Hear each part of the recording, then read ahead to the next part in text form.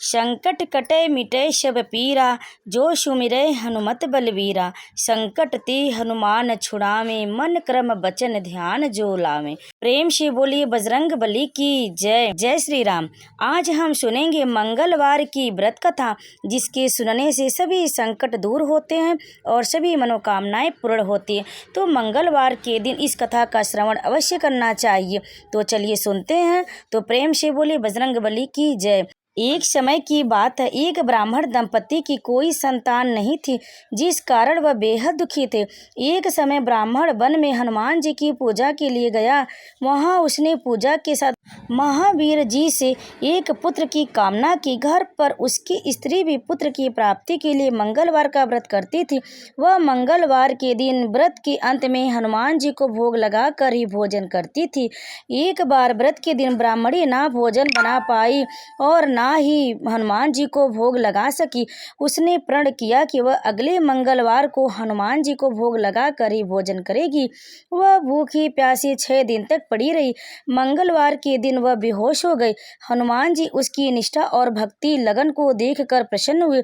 उन्होंने आशीर्वाद स्वरूप ब्राह्मणी को एक पुत्र दिया और कहा कि यह तुम्हारी बहुत सेवा करेगा। बालक को पाकर ब्राह्मणी अति प्रसन्न हुई। उसने बालक का नाम मंगलवार रखा।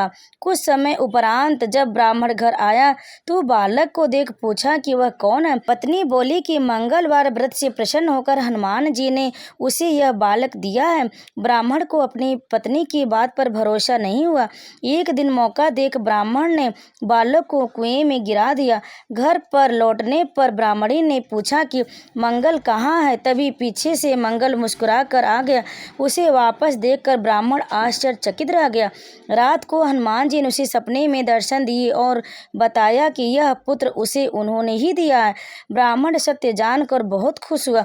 इसके बाद ब्राह्मण दंपति प्रत्येक मंगलवार को व्रत रखने लगे। जो मनुष्य मंगलवार व्रत कथा को पढ़ता या सुनता है और नियम से व्रत रखता है, उसे हनुमान जी की कृपा से सब कष्ट दूर होकर सर्व सुख प्राप्त होता है और हनुमान जी की दया के पात्र बनते हैं। तो प्रेम से बोलिए बजरंग बली की जय, हनुमान जी की जय। कथा को अंत तक सुनने के लिए आप लोगों का बहुत बहुत धन्यवाद।